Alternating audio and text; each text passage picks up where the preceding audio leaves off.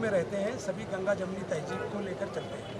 हजरत टीपू का जन्मदिन 20 तारीख को आएगा, लेकिन माइनॉरिटी डिपार्टमेंट मुंबई, हमारे पर्यावरण विभाग हमारा जो महाराष्ट्र का है, उनके लीडर, उनके सभी पदाधिकारी मिलकर हम बीच बीच में अलग अलग दिनों में ये कर रहे हैं। हम सिर्फ इसलिए कर रहे हैं क्योंकि जो हिंदुस्तान की विरासत है, जो हमारे बुजुर्गों ने, हमारे आबो अजदाद ने हमको दिया है, वो यही है कि हमें एक दूसरे के साथ मिलकर रहना चाहिए, सभी धर्मों का हमें सम्मान करना चाहिए। तो हजरत टीपू जब इस दुनिया में आए थे 266 साल पहले, तो उन्होंने यही अपने बाप से सीखा, क्योंकि वो खानकाहों से आए थे। वो एक धर्म गुरु, जो एक वहाँ की दरगाह थी, उसके उनके फादर जो है ट्रस्टी थे और उसके लिए काम करते थे। अब तो ट्रस्टी का नाम आ रहा है, पहले कोई ट्रस्ट नहीं होता था, उसके खादिम होते थे, उन्होंने काम किया। तो उन्होंने हिंदू मुस्लिम दोस्ती को बढ़ावा दिया। मैंने आपको कहा कि श्रृंगेरी मठ पर जब आक्रमण हुआ तो वहाँ के महंत ने उनको चिट्ठी लिखी कि आप हमको बचाइए, क्योंकि जो लोग उनको लूटने गए थे, पेशवा के लोग, वो डकैती कर रहे थे। तब का जो लड़ाइयाँ थी किसी राजपाट या किसी हिंदू मुस्लिम की नहीं थी, तब सारी लड़ाइयाँ इस देश की आज़ादी के लिए ली थी और हजरत टीपू ने वही काम किया। मैं चाहता हूँ कि हमारी जो नई नस्लें आ रही हैं, छोटे बच्चे किसी भी धर्म के हों, उन्हें इस बात का पता हो कि तुम्हारे देश में कैसे लोग पैदा हुए। आज डॉक्टर बाबा साहब अम्बेडकर की जो बात हम करते हैं, वो इसीलिए करते हैं कि अगर संविधान न दिया होता बाबा साहब ने, तो आज क्या ये जो बदमाश लोग हैं किसी गरीब आदमी को जीने देते? क्या उसका अधिकार उसे लेने देते? आज भी नहीं लेने दे रहे हैं। आज भी वो बदमाशी करते हैं, नहीं भगवान सिर्फ मेरा है। अरे भगवान सिर्फ तुम्हारे कैसे हो सकते हैं? एक गॉड तुम्हारा अकेले कैसे हो सकता है? जब दुनिया में सारे लोगों के लिए सारी चीज़ें दुनिया में पैदा की गई, हर चीज़ पर हर आदमी का अधिकार है, तो भगवान तुम्हारे अकेले कैसे हैं? लेकिन वो नफरत का काम कर रहे हैं, वो अच्छे लोग नहीं हैं। अगर वो अच्छे लोग होते तो आप ऐसे सोचिए, इस देश की आज़ादी को 67 साल हो गए। इन 67 सालों में आज तक जो उनका हेडक्वार्टर है नागपुर, आज भी तिरंगा नहीं लहराता। इससे बड़ी बदकिस्मती इस देश की क्या होगी कि भारत के प्रधानमंत्री ने संविधान की ओथ ली है और उस जहां वो बैठते हैं उनके छत पर तिरंगा लहराता है, लेकिन जहां से उनको सबक पढ़ाया जाता है, जहां से डायरेक्शन आता है, आज भी वहां तिरंगा नहीं लहराता। इससे बड़ी बदकिस्मती और क्या हो सकती है? हम चाहते हैं कि हमारे सब साथी, चाहे हिंदू हों, मुस्लिम हों, सिख हों, पारसी हों, वो हजरत टीपू को पढ़ें, वो मौलाना आज़ाद को पढ़ें, वो मौलाना मोहम्मद अली जौहर को पढ़ें, वो मौलाना हुसैन अहमद मदनी को पढ़ें, और वो देखें कि उनके और गांधी के विचार कैसे थे, वो देखें कि उनके और अंबेडकर के विचार कैसे थे, वो देखें कि जो दूसरे हमारे लीडर थे, चाहे वो दलित रहे हों, ब्राह्मण रहे हों, कोई हो, तब कभी कोई अलग नहीं रहा। ये बहुत खूबसूरत मुल्क है जिसके लिए हम जीते हैं। ये वो मुल्क है जहाँ दुनिया के लोग आके शांति तलाश करते हैं। यही मुल्क है जहाँ पानी की पूजा होती है। यही मुल्क है जहाँ झाड़ों की पूजा होती है। यही मुल्क है जहाँ पहाड़ों की पूजा होती है। उसमें भी आदमी शांति तलाशता है। लेकिन ये वो दल है जो लोगों को के जान माल को नुकसान पहुँचा रहा है, लोगों के झोपड़ों को उजाड़ रहा है। आप सोचो कि क्या इस देश में एक भी आदमी लाकर आप खड़ा कर सकते हो कि हमारे धर्म का अगर किसी ने मस्जिद तोड़ा, तो क्या हमारे किसी लीडर ने, हमारे किसी प्रीस्ट ने, किसी हमारे वलमा ने कभी ये कहा कि हमें कोई मंदिर तोड़ना है? या आप सिखों के आप गुरुद्वारे को तोड़ते हो, आप उनके गुरु ग्रंथ साहब को जलाते हो, क्या किसी सिख धर्म गुरु ने आज तक कहा कि हम भी आपके साथ यही करेंगे? आपने हमारे क्रिश्चियन भाई बहनों को, उनके गिरजाघरों को तोड़ा, उनकी ननों के साथ आपने रेप किया, आप उनके बच्चों को आपने जलाया उड़ीसा में। क्या किसी गिरजाघर से या किसी ईसाई मिशनरी ने कभी ये कहा कि हम तुम्हारे साथ नुकसान करेंगे? तो जब वो धर्म के लोग ये नहीं कहते, तो तुम्हारा धर्म ये कैसे कहता है? रामायण की जिन चौपाइयों को तुम जानते हो, जिन कांडों को तुम पढ़ते हो, एक जगह से मुझे ला के दिखा दो कि तुलसीदास ने अपने रामायण में कहाँ रचा है कि तुम मुसलमानों के खिलाफ जाओ? कहाँ लिखा है वेद पुराणों में? जिन जिन वेदों को तुम जानते हो, किसी एक वेद का एक हवाला मुझे ला के दे दो, या भगवान वाल्मीकि की रामायण से आप ला के दे दो।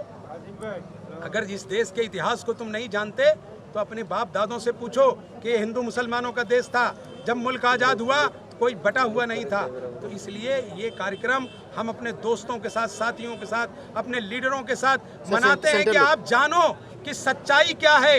इस देश में हमारे लीडर्स कहते थे किस तरह से काम करते थे। तो इसके लिए ये कार्यक्रम अनवरत चालू रहेगा और आगे भी करते रहेंगे। 11 तारीख को हमारे यहाँ मौलाना आज़ाद की बर्थडे आ रही है, उस पर बड़े पैमाने पर करेंगे। 20 को टीपू सुल्तान का रियल बर्थडे है, उस पर करेंगे। उसके अलावा अभी 14 तारीख को हमारे पंडित जवाहरलाल नेहरू का बाल दिवस आएगा, 19 को इंदिरा गांधी का बर्थडे आएगा। तो हम इस तरह की चीज़ें करते रहेंगे, क्योंकि हम ही हैं, यही वो पार्टी है जिसने संविधान पर भरोसा किया, और यही एक पार्टी है जिसने अपने संविधान में ये कहा कि सर्वधर्म समभाव, यानी सबको साथ लेके चलेंगे। हमारे यहाँ कोई भेद नहीं है। हमारा वो उलमा दलित भाई के साथ बैठ के एक ही थाली में खाता है। हम कभी झूठ और बेराव नहीं करते, उसके कंधे से कंधा मिलाकर चलते हैं। वो अपने धर्म पर चले, हम अपने धर्म पे चलते हैं। यही हिंदुस्तान है और यही हिंदुस्तान की तहसील। सर एक सवाल और लास्ट होगा, महानगर पालिका का चुनाव बहुत ही करीब है, क्या कहना चाहेंगे इस बार महानगर पालिका में किसकी सत्ता होगी? क्या कांग्रेस का झंडा लहराएगा महानगर पालिका में? देखिए, मैं कोई ज्योतिषी नहीं हूँ कि मैं ये कहूँ कि साहब मैं झंडा लहराऊंगा। मैं ये जरूर कहूँगा कि इस महानगर के लोगों को सोचने की जरूरत है कि 20 सालों में तुम्हें लूट कर नंगा कर दिया है। पानी की लाइन फट गई है, पानी नहीं है, मोहल्ले में भटक रहे हैं। मैं जिस रोड से चल के आ रहा हूँ टायर नहीं फटा, बाकी सब हाल हो गई। तो ये 20 साल से कारपोरेशन में जो लोग बैठे हैं वो इतने बदमाश हैं कि अब चुनाव आया तो दोनों अलग अलग लड़ रहे हैं। बीजेपी अलग कह रही है, सेना अलग कर रही, वो उसकी गलती उसके ऊपर डाल रहा है। वो बोलता है गुंडा राज है, वो बोलता है माफिया राज है। तो माफिया राज और गुंडा राज में जो माल आया था वो बांट कर दोनों ले गए ना, चाहे वो मातोश्री में गया हो या फडणवीस के यहाँ गया हो। गया तो वहीं, क्योंकि जनता के खून पसीने का टैक्स लेकर इस मुंबई शहर को तुमने तबाह कर दिया। 2 महीने पहले यहाँ भगवान गणेश का उत्सव था। आपको याद होगा कि गणपति मंडल हाथ जोड़ रहे थे, कोर्ट में गए, कोर्ट ने फटकारा कि रोड बनाओ, भगवान गणेश की सवारी जानी है। लेकिन बेशर्मों के सर पे कोई जू नहीं रहेंगी और वैसे ही में जो है भगवान गणेश की सवारी को खड्डों में लेके गए और वो दावा करते हैं कि मैंने मुंबई का विकास किया। लूट कर तबाही के दहाने पर डाल दिया। आज नरेंद्र मोदी जी की सरकार है, देश के पंतप्रधान है, बड़ा आदर है, लेकिन आप देखिए कि 2.5 वर्षों में उन्होंने आपको कहाँ पहुँचा दिया। आपके घरों से दाल गायब हो गई, आपके घरों से सब्जी चली गई। थोड़ा बहुत जो हमारे आपके बीच प्यार मोहब्बत का संबंध था उसे भी बर्बाद करने की कोशिश की जा रही है। इससे ये उम्मीद करना चाहिए कि महानगर की 1.25 करोड़ जनता को ये एहसास होना चाहिए कि अब आप बदलो और भ्रष्टाचारियों को वहाँ से हटाओ। एक सवाल जो और, अच्छा काम करे उन्हें बिठाओ। एक सवाल और, राज ठाकरे ने सीएम के साथ जो मूवी के ऊपर सुलह की थी उसके बारे में क्या कहना चाहिए? मैं आज आप पहले भी बताता हूँ कि राज ठाकरे सत्ता के दलाल हैं। जब कांग्रेस की सत्ता थी तो भी दलाली करते थे, बीजेपी की सत्ता है तो भी दलाली करते थे। आप सोचिए कि महाराष्ट्र के नवयुवकों के लिए क्या किया। आज कितने IAS IPS राज ठाकरे ने पैदा कराए हमारे मराठी भाइयों पे। कहाँ पैदा हुए, कहाँ से आए। तो इसका मतलब यह है कि उनको अपना पेट भरना चाहिए। उनकी अपनी मिलें खड़ी हो रही हैं, बड़ी बड़ी बिल्डिंगें, टावर्स बन रहे हैं, वो अपना आयश कर रहे हैं। लेकिन महाराष्ट्र का जो बेचारा गरीब है, महाराष्ट्र का जो दलित है, महाराष्ट्र का जो पिछड़ा मुसलमान है, उसके डेवलपमेंट के लिए क्या है आपके पास इसकी? आप 5 साल सत्ता में पहले भी थे, आपने महाराष्ट्र के खजाने को लूट के बर्बाद कर दिया।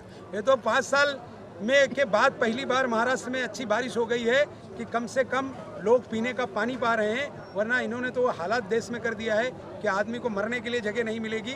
दूसरी बातें तो महोत्सव का एक अच्छा प्रोग्राम है, हमारे पर्यावरण विभाग के माध्यम से चालू किया है।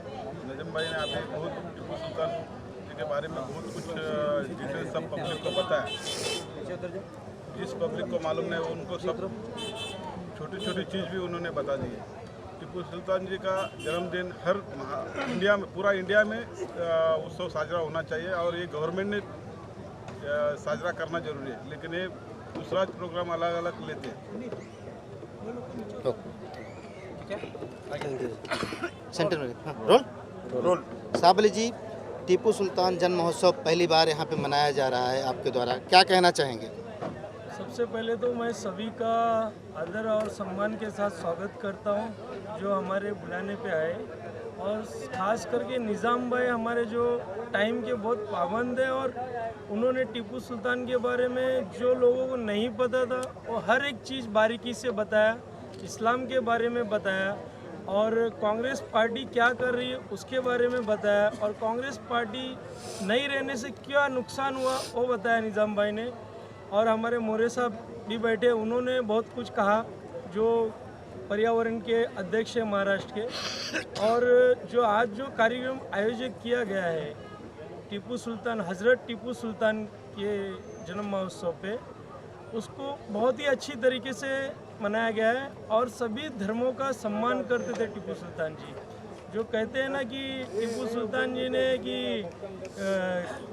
धर्म का उल्लंघन किया, हिंदू को परेशान करते थे, ऐसी कोई बात नहीं थी। अगर ऐसा कुछ होता तो उनके वालिद साहब ने पुरनैया पंडित को अपना सिपा सलार क्यों बनाया होता? वो भी तो मुसलमान थे और पुरनैया पंडित जी हिंदू थे। तो ऐसा कुछ नहीं है, सभी धर्मों का मान सम्मान है। हिंदुस्तान बहुत अच्छा देश है और हिंदुस्तान में सभी जात धर्म के लोग रहते हैं और सभी को हक है अपनी तरीके से रहने का। बात की जाए ये सबसे ज़्यादा जनसंख्या वाला इलाका माना जाता है, क्या कहना चाहेंगे आने वाले दिनों में क्या यहाँ पे ऐसे काम करेंगे कि यहाँ की जनता को काफ़ी सुख मिलेगा? काम तो कर रही है कांग्रेस पार्टी काम ही कर रही है ना। आज 60 सालों से काम ही कर रही है, तभी लोग खुल के सांस ले रहे हैं। ये जो एरिया है यहाँ पानी की, शौचालय की, सड़क की काफ़ी तकलीफ है। यहाँ के जो वर्तमान जो नुमाइंदे हैं कॉर्पोरेशन में, वो कुछ भी नहीं काम करे, पब्लिक के जैसे आरोप, क्या कहना चाहेंगे? कल से पानी नहीं है, लेकिन हमारी नगर सेवका जी को उनको ख्याल नहीं है। हमने कांग्रेस पार्टी ने 2-3 टैंकर्स पानी मंगाए, लोगों ने हमें 2-3 फोन्स किए, तो हमने ताबड़तोड़ पानी मुहैया कराया लोगों को कि नहीं भाई हमारे लोग हैं, हमारे एरिया के लोग हैं, पानी की तकलीफ की बहुत परेशानी है, तो हमने 2-3 टैंकर हमारे हिसाब से लोगों को मुहैया कराया। इस प्रोग्राम के माध्यम से जनता को क्या संदेश देना चाहिए? इस प्रोग्राम के माध्यम से मैं एक ही संदेश दूंगा कि टीपू सुल्तान जी जो थे सभी धर्मों का आदर करते थे, और जो आरएसएस के लोग उन्हें कहते हैं कि भाई नहीं इस तरीके से नहीं, इतिहास से उनका नाम मिटाया जा रहा है। अरे आप होते कौन हो इतिहास से उनका नाम मिटाने वाले? आपकी हैसियत क्या है? हमारे नेता को, हमारे लीडर्स को पकड़ते हो, तुम अरेस्ट करते हो, ये सब क्या चल रहा है? अगर ऐसी सत्ता चलने जाएगी तो बहुत जल्दी देश का बेड़ा गर्द हो जाएगा। मेरी गुजारिश है लोगों से कि आने वाले टाइम में वोटिंग ऐसा करे कि लोग कांग्रेस को ज़्यादा से ज़्यादा तादाद में चुन के लाए, ताकि हमारी सरकार आए, फिर लोगों को मान सम्मान और उनके साथ काम बढ़े। और लोग आज बहुत परेशान हैं बीजेपी सरकार से। Thank you. सर 3 तलाक जो दे रहे, तलाक का तो पहली बात, सबसे पहला तलाक इस्लाम में जल्दी ये नहीं है कि भाई तलाक दो। तलाक के भी बहुत सारे मसले हैं। तलाक ऐसे ही नहीं कि बस आपने बोल दिया तलाक हो गया, उसके भी मसले, औरत की रजामंदी से तलाक होता है, फिर दूसरा निकाह होता है, फिर उसके बाद फिर अगर वो औरत चाहेगी कि नहीं हमें हमारे शौहर के साथ फिर से जुड़ना है, तो दूसरे शौहर से शादी करके उसके बाद ही तलाक पाएगी। मैं आपको तलाक पर जवाब चाहिए तो मैं दे देता हूँ। लेकिन व्हाट्सएप के द्वारा, पोस्ट के द्वारा तलाक दिए जा रहे हैं, मैनी विमेंस के इश्यूज आगे आ रहे हैं, तो आप लोग क्या स्टैंड है? क्योंकि कांग्रेस का भी स्टैंड इस पर है कि विमेंस इशू नंबर 1 होना चाहिए, तो what is your stand on this issue? ऐसा है कि इस्लाम जो है वो कांग्रेस से नहीं चलता, इस्लाम हमारे उलमाओं से चलता है। इस्लाम जो है कुरानी कानून है, और तलाक का जो इशू है वो कुरान का इशू है, और हमारे यहाँ इस्लाम में तलाक को सबसे बुरा माना गया है। यानी जब कोई आदमी अपनी बीवी को तलाक देता है तो ज़मीन से लेकर आसमान तक पूरा हिल जाता है, यानी सबसे बुरा फेल वही है। लेकिन हमारे यहाँ जिस बात को लेकर कोर्ट में जस्टिस दवे ने, ये कोई मसला नहीं है, किसी ने कहा नहीं है, सुप्रीम कोर्ट की अदालत में एक मुकदमा जस्टिस दवे देख रहे थे किसी दूसरे का, लेकिन जैसे मैंने आपको कहा कि इस देश को डिस्टर्ब करने का काम आरएसएस और बीजेपी के लोग कर रहे हैं, जस्टिस दवे ने उन्होंने गवर्नमेंट ऑफ इंडिया को एक नोटिस इशू किया और कहा कि साहब उसमें कई मुस्लिम औरतों का हमारे पास एप्लीकेशन आई है कि हमें 3 तलाक दे दिया गया है, मान्य नहीं है। ये सही है कि 3 तलाक हमारे यहाँ देना हराम है, लेकिन अगर किसी ने 3 तलाक दे दिया तो उस औरत का तलाक हो गया, तो उस पर कोई बहस का मुद्दा नहीं है।